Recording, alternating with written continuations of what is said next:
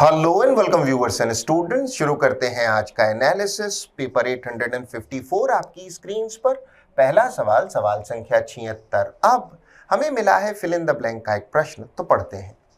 Government personnel on official trips are dash to claim reimbursement of their expenses. हमारा answer मात्र option D entitled D हो सकता है। विद्यार्थी ध्यान दें, शब्द इंटाइटल्ड का अर्थ है हकदार या अधिकार प्राप्त। अगर आपको कोई हक है, कोई राइट है, तो आप इंटाइटल्ड हैं। वाक्य में हम शब्द इंटाइटल्ड को लगाकर वाक्य को पुनः पढ़ते हैं। Government personnel on official trips. शब्द पर्सनल का अर्थ है कर्मचारीगण या employees. On official trips, official है औपचारिक, ट्रिप्स है दौरे। आर इंटाइटल्ड, वो हकदार है। सरकारी कर्मचारीगण जो औपचारिक दौरों पर होते हैं वो इंटाइटल्ड या हकदार हैं टू क्लेम रियम्बर्समेंट। रियम्बर्समेंट का अर्थ है खर्चे की भरपाई या खर्चे की वापसी, हिंदी में प्रतिपूर्ति ऑफ देयर एक्सपेंसेस। तो सरकारी कर्मचारी औपचारिक दौरों के दौरान स्वयं के द्वारा किए गए खर्चों की प्रतिपूर्ति या भरपाई के लिए अधिकारी होते हैं, हकदार होते हैं। अन्य ऑप्शंस में शब्द इंसाइट का अर्थ है भड़काना, उकसाना, इंग्लिश में टू प्रोवोक। शब्द इंडाइट, विद्यार्थी ध्यान दें, शब्द इंडाइट में सी साइलेंट होता है, उच्चारण है इंडाइट, थर्ड फॉर्म में इंडाइटेड। तो इंडाइट का अर्थ है आरोप लगाना, इल्जाम लगाना, अक्यूज करना। और ऑप्शन सी इनवाइट आप जानते हैं, निमंत्रित करना, बुलाना। हमारा आंसर मात्र ऑप्शन डी ही हो सकता है। आगे बढ़ते हुए सवाल संख्या 77 निर्देश है वाक्य में अंडरलाइन सेगमेंट या खंड को रिप्लेस करें सही ऑप्शन से, तो पढ़ते हैं। Whether we travel by train and bus the journey will take nearly 12 hours. चाहे हम ट्रेन से यात्रा करें या बस से, हमें जर्नी 12 घंटे जर्नी को पूरा करने में हमें लगेंगे। वाक्य में एरर निसंदेह यहां है, एंड नहीं और होना चाहिए था। विद्यार्थी ध्यान दें, वेदर और एक कोरिलेटिव कंजंक्शन है और वेदर के उपरांत और का ही प्रयोग करते हैं। जैसे ईदर या आइदर के बाद और, नीदर या नाइदर के बाद नॉर, वैसे ही वेदर के बाद और। वाक्य का अर्थ हुआ whether we travel by train और बस, चाहे हम ट्रेन से यात्रा करें या बस से, द जर्नी जो यात्रा है विल टेक नियरली 12 आवर्स, उसमें लगभग हमें 12 घंटे लगेंगे। हमारा आंसर मात्र ऑप्शन सी ही हो सकता है, whether we travel by train और बस। अन्य ऑप्शंस की समीक्षा कर लेते हैं। ए कहता है whether we travel by train as well as, नहीं। डी कहता है वेदर वी ट्रेवल्ड, नहीं। बाई ट्रेन एंड भी नहीं। हमारा आंसर मात्र ऑप्शन सी ही हो सकता है। आगे बढ़ते हुए सवाल संख्या 78 एक बार फिर से फिल इन द ब्लैंक का प्रश्न मिला है, तो पढ़ते हैं। इन हर डैश to complete the work on time she made a number of mistakes. In her haste, विद्यार्थी ध्यान दें, शब्द हेस्ट का अर्थ है जल्दबाजी यानी हरी, जल्दबाजी, उतावलापन। तो वाक्य का अर्थ हुआ in her haste to complete the work on time, उसकी जल्दबाजी में, उतावलेपन में कि वो काम जल्दी से पूरा करे, उसने बहुत सारी गलतियां की। अ नंबर ऑफ का अर्थ होता है कई या सेवरल, उसने कई या बहुत सी गलतियां कर दी। अन्य ऑप्शंस में हेस्टी का अर्थ है जल्दबाज या उतावला। विद्यार्थी ध्यान दें, हमें चाहिए नाउन हेस्ट, ना कि एडजेक्टिव हेस्टी। होप का अर्थ है उम्मीद, आशा, और ह्यूब्रिस एक बेहतरीन शब्द है जिसका अर्थ है अहंकार या घमंड। सामान्यतः अपने ज्ञान या सौंदर्य का घमंड हो तो शब्द ह्यूब्रिस का प्रयोग बढ़ चढ़कर किया जाता है। सिनोनिम होगा प्राइड या एरोगेंस। हमारा आंसर यद्यपि ऑप्शन सी ही रहेगा। आगे बढ़ते हुए सवाल संख्या 79 अब की बार हमें मिली है एक इडियम, एक मुहावरा जिसका हमें अर्थ बताना है, तो पढ़ते हैं। A different cattle of fish. A different cattle of fish का अर्थ है एक बिल्कुल ही अलग व्यक्ति या अलग परिस्थिति। जैसे ये परिस्थिति उस परिस्थिति से बिल्कुल अलग है। This is a completely different cattle of fish. हमारा आंसर मात्र ऑप्शन डी ही हो सकता है, a completely different type of person और सिचुएशन। अन्य ऑप्शंस में ए कहता है completely different type of fish, fish नहीं, यहाँ मुहावरात्मक अर्थ है different type of person, situation etcetera. ये कहता है स्लाइटली स्ट्रेंज पर्सन और सिचुएशन, स्लाइटली है थोड़ा सा अजीब व्यक्ति, थोड़ा सा अजीब नहीं, अलग। और सी कहता है फार बेटर पर्सन और सिचुएशन, फार बेटर का अर्थ है मच बेटर, एक बहुत ज्यादा अच्छी परिस्थिति या व्यक्ति भी नहीं, डिफरेंट परिस्थिति। हमारा आंसर मात्र ऑप्शन डी ही हो सकता है। आगे बढ़ते हुए सवाल संख्या 80 अब की बार हमें मिला है रीअरेंजमेंट ऑफ सेगमेंट्स का एक प्रश्न। पहले इन्हें पढ़ें और फिर लॉजिकली रीअरेंज करें, तो पढ़ते हैं। There are 2.5 million stars in my. विद्यार्थी ध्यान दे, शब्द मिलियन का अर्थ है 10 लाख से, तो 2.5 मिलियन हुआ 25 लाख। स्टार्स है सितारे। According to my location, according है के अनुसार, लोकेशन है स्थिति on earth, and shone instantly, instantly का अर्थ है तुरंत। Pocket stored in the sky voyager app, sky voyager किसी ऐप का नाम है। इतना पढ़ने पर हमें खासा सटीक अनुमान हो चला है कि संभवतः कोई व्यक्ति अपने किसी मित्र से बात कर रहा है और कह रहा है कि उसकी जेब में जो फोन है उसमें स्काई वोएजर नाम की ऐप है जिसमें शायद 25 लाख सितारे हैं। हमारे पास जो दो बेहतरीन लिंक्स हैं वो है PS तथा RQ। सबसे पहले introductory segment P। There are 25 million stars in my pocket. P के उपरांत होगा खंड S। सो इंट्रोडक्टरी खंड है P। There are 2.5 million stars in my, P के उपरांत S। Pocket stored in the sky voyager app. वो सितारे किसमें स्टोर्ड है? स्काई वोएजर ऐप में। S के उपरांत हो सकता है खंड R। एंड शोन इंस्टेंटली, और वो दिखाए जाते हैं, दिखते हैं तुरंत। इंस्टेंटली है तुरंत। R के उपरांत अंतिम खंड मात्र क्यों ही हो सकता है instantly according to my location, और अर्थ पृथ्वी पर मेरी लोकेशन के हिसाब से वो 25 लाख तारे दिखते हैं उस ऐप में। हमारा आंसर वो ऑप्शन होगा जो हमें देता हो सबसे पहले सेगमेंट P, उसके उपरांत S, R तथा Q। हमारा आंसर मात्र ऑप्शन A ही हो सकता है, अन्य कोई ऑप्शन सही नहीं। आगे बढ़ते हुए सवाल संख्या 81, अब की बार मिला है ग्रामेटिकल एरर या व्याकरणीय अशुद्धि का एक प्रश्न, तो पढ़ते हैं। The function of the heart is similar like that of a pump which continuously circulates blood throughout the body and sustains vital organs।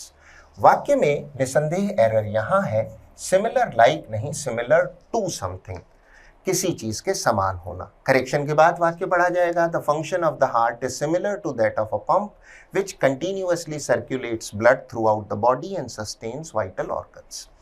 The function of the heart, heart का जो कार्य है, similar to that of a pump, एक pump के समान है, विच continuously लगातार या सतत रूप से, सर्क्यूलेट्स का अर्थ है परिसंचरण करना, blood throughout the body, और इसका काम है शरीर में हर तरफ रक्त का संचार या परिसंचार करना, एंड सस्टेन्स, और ये बनाए रखता है। सस्टेन का अर्थ है बनाए रखना, जीवित रखना या अस्तित्व बरकरार रखना, और ये अस्तित्व बरकरार रखता है वाइटल ऑर्गन्स। वाइटल का अर्थ है बेहद महत्वपूर्ण, और ये बेहद महत्वपूर्ण अंगों का अस्तित्व बरकरार रखता है।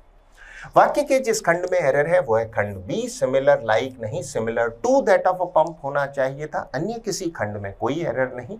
आगे बढ़ते हुए सवाल संख्या 82, निर्देश है प्रश्न शब्द का सिनोनिम या पर्यायवाची बताएं। प्रश्न शब्द है नॉन प्लस। नॉन प्लस का अर्थ है पूरी तरह से कंफ्यूज्ड। अगर आप किसी चीज से बहुत ज्यादा हैरान हैं, कंफ्यूज्ड है, तो आप हैं नॉन प्लस्ड। हमारा आंसर होगा ऑप्शन A, बिविल्डर्ड। बिविल्डर्ड का अर्थ भी वही है, कंफ्यूज्ड, परप्लेक्स्ड। अन्य ऑप्शंस में थ्वॉटेड का अर्थ होता है नाकाम किया जाना। फर्स्ट फॉर्म है थ्वॉट। थ्वॉट का अर्थ है असफल बनाना, नाकाम करना। इंग्लिश में थ्वॉट का सिनोनिम होगा फॉइल, और थर्ड फॉर्म होगी फॉइल्ड। किसी ने आपके प्रयास को नाकाम कर दिया तो उसने आपको थ्वॉट कर दिया। डिप्रेस्ड आप जानते हैं अवसादग्रस्त, और एग्जॉस्टेड का अर्थ है थका हुआ। हमारा आंसर मात्र ऑप्शन A, बिविल्डर्ड ही हो सकता है। आगे बढ़ते हुए सवाल संख्या 83, निर्देश है रॉन्गली स्पेल्ड वर्ड बताएं। हमारा आंसर वो ऑप्शन होगा जिसकी स्पेलिंग गलत है। बेशक हमारा आंसर मात्र ऑप्शन B ही हो सकता है।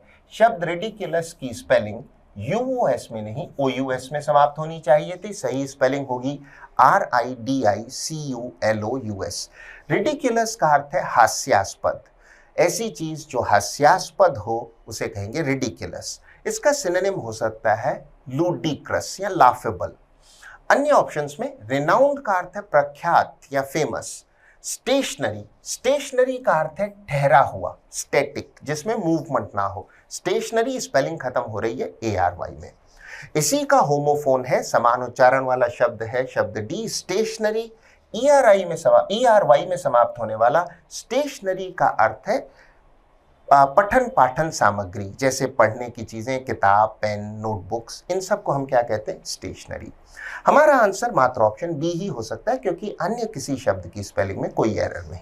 आगे बढ़ते हुए सवाल संख्या 84 अब की बार मिला है वन वर्ड सब्स्टिट्यूशन का एक प्रश्न, तो पढ़ते हैं। A person who बोस्ट्स about his achievements और पोजेशंस। विद्यार्थी ध्यान दें, बोस्ट का अर्थ है शेखी बगारना या इतरा कर बात करना, तो अपनी तारीफ खुद करना, शेखी बगारना। अबाउट हिज अचीवमेंट्स उपलब्धियां, और पोजेशंस का अर्थ है वो चीजें जो आपके कब्जे में है, यानी वो आपकी निजी चीजें। तो एक ऐसा व्यक्ति जो अपने पोजेशंस यानी अपनी वस्तुएं जो उसके पास हैं या फिर उपलब्धियों के बारे में इतरा कर बात करता है, शेखी बगाड़ता है, कहलाता है ब्रैगर्ट।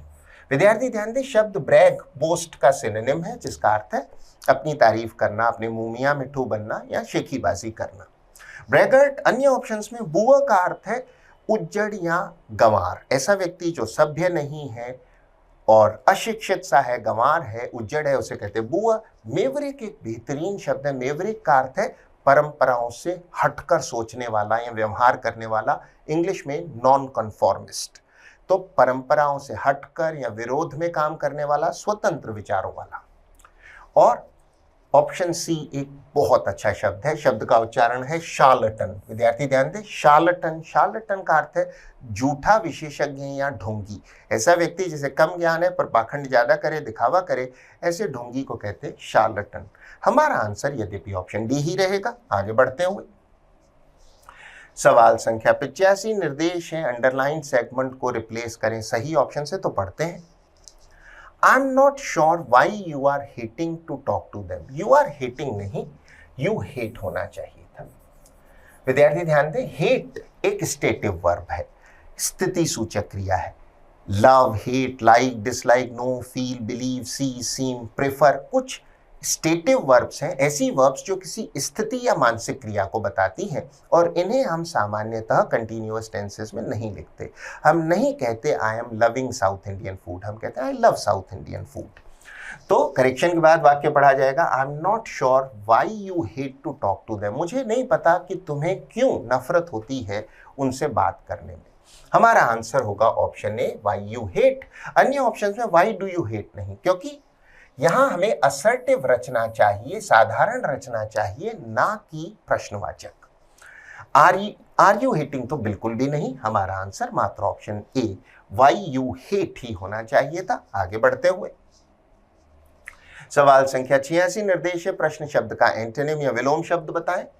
शब्द है सेवेजरी। सेवेजरी का अर्थ है क्रूरता, बहुत ज्यादा निर्ममता या क्रूरता को, हिंसक क्रूरता को कहते हैं सेवेजरी। हमें चाहिए विलोम शब्द, शब्द काइंडनेस होगा इसका विलोम शब्द, जिसका अर्थ है दयालुता। ऑप्शन ए टेमेरिटी एक बहुत अच्छा शब्द है, अर्थ है धृष्टता या दुस्साहस। धृष्टता, दुस्साहस, गुस्ताखी। इसका सिनोनिम हो सकता है ऑडेसिटी। फेलिसिटी का अर्थ है प्रसन्नता। विद्यार्थी ध्यान दें, ये शब्द फेलिसिटी है ना कि फैसिलिटी। फेलिसिटी का अर्थ है प्रसन्नता, हैप्पीनेस, और विशियसनेस तो प्रश्न शब्द का सिनोनिम है। विशियसनेस का अर्थ है हिंसक क्रूरता, बेरहमी। हमारा आंसर ऑप्शन सी ही रहेगा। आगे बढ़ते हुए सवाल संख्या 87 एक बार फिर से हमें मिला है ग्रामेटिकल एरर का एक प्रश्न, तो पढ़ते हैं। ISRO will award contracts to 2 teams once all the proposals had been evaluated. Had नहीं, हैव होना चाहिए था। विद्यार्थी ध्यान दें, वाक्य का जो पहला क्लॉज है वो फ्यूचर टेंस में है। ISRO will award contracts to 2 teams. ISRO अनुबंध या समुदाय देगा 2 दलों को, 2 टीम्स को, वंस एक बार। ऑल द प्रपोजल्स हैड नहीं, हैव होना चाहिए था। फ्यूचर के साथ का क्लॉज होता है प्रेजेंट टेंस में, तो पास्ट परफेक्ट के स्थान पर प्रेजेंट परफेक्ट। वंस एक बार, ऑल द प्रपोजल्स जो जितने भी प्रस्ताव हैं, हैव बीन इवैल्यूएटेड। इवैल्यूएट का अर्थ है मूल्यांकन करना, जांचना, असेस करना। वाक्य के जिस खंड में एरर है वो है खंड सी, हैड बीन नहीं हैव बीन होना चाहिए था। करेक्शन के बाद एक बार वाक्य को पुनः पढ़ लेते हैं। ISRO will award contracts to 2 teams once all the proposals have been evaluated. अन्य किसी खंड में कोई एरर नहीं। आगे बढ़ते हुए सवाल संख्या 88 एक बार फिर से हमें मिली है एक इडियम, एक मुहावरा, जिसका हमें अर्थ बताना है, तो पढ़ते हैं। Donkey's years. शब्द डोंकीज ईयर्स का अर्थ है बहुत लंबा समय, बहुत लंबा काल। हमारा आंसर होगा option C, a very long time. अन्य ऑप्शंस में अ फ्यू ईयर्स, कुछ साल, बिल्कुल नहीं। The successful years of one's life, किसी की जिंदगी के कामयाब वर्ष भी नहीं। अ ईयर इन विच होना चाहिए था, in which a large number of donkeys are born, एक साल जिसमें बहुत सारे गधों का जन्म हुआ, बिल्कुल नहीं, हमारा आंसर मात्र ऑप्शन सी ही हो सकता है। आगे बढ़ते हुए सवाल संख्या 89, अब की बार मिला है एक्टिव वॉइस का एक वाक्य जिसे हम बदलेंगे पैसिव में, तो पढ़ते हैं। The teacher asked her to complete the paper within an hour, teacher ने उसे कहा कि 1 घंटे के भीतर तुम्हें पेपर पूरा करना है। दिए गए वाक्य का टेंस है सिंपल पास्ट और वॉइस है एक्टिव।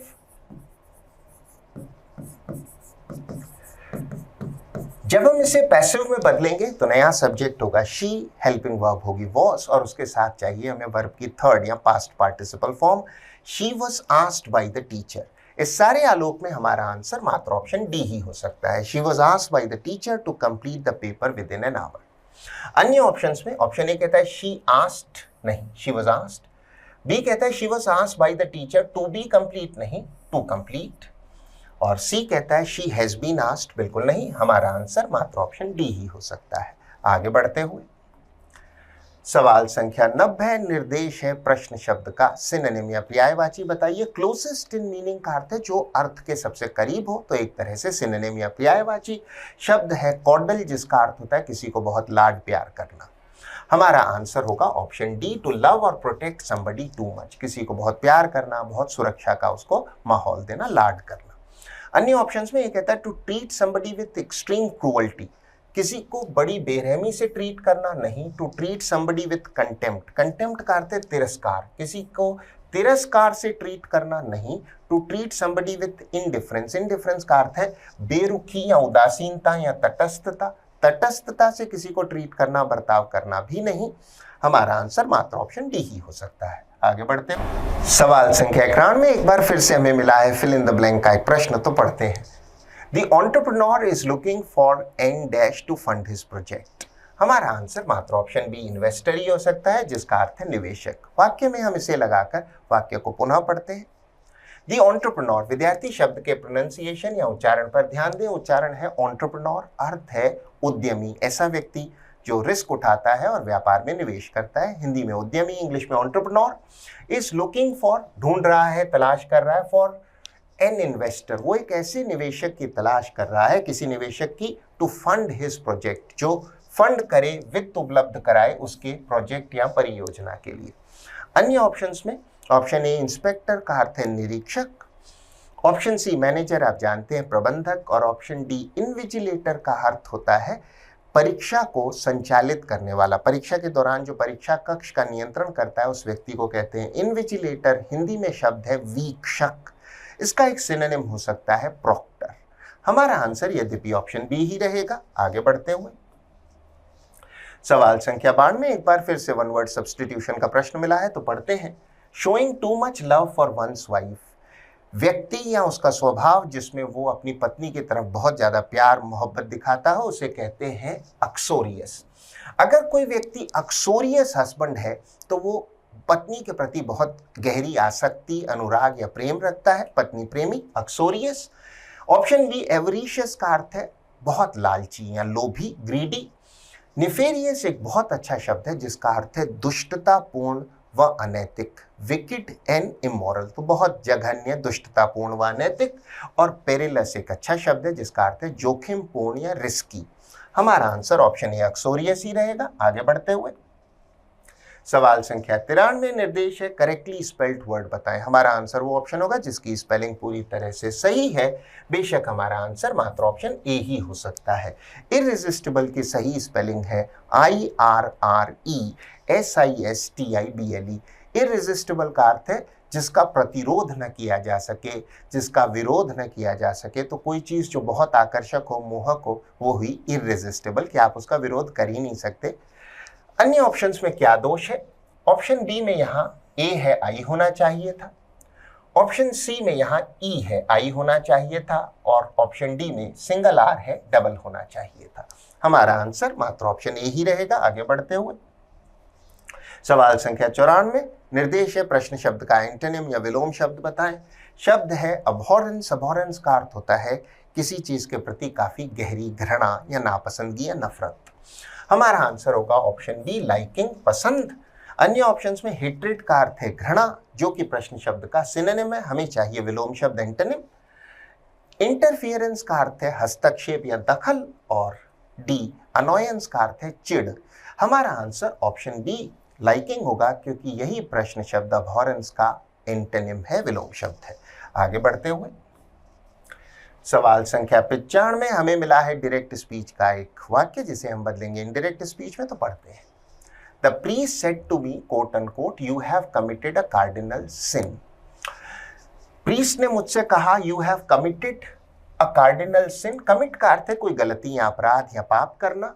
कार्डिनल सिन, विद्यार्थी ध्यान दें, क्रिश्चियन धर्म में कुछ महापापों का वर्णन है, 7 डेडली सिंस। तो कार्डिनल सिन हुआ बड़ा अपराध, महापाप। तो मुझसे पुजारी ने कहा कि तुमने एक महापाप किया है, बड़ा पाप किया है।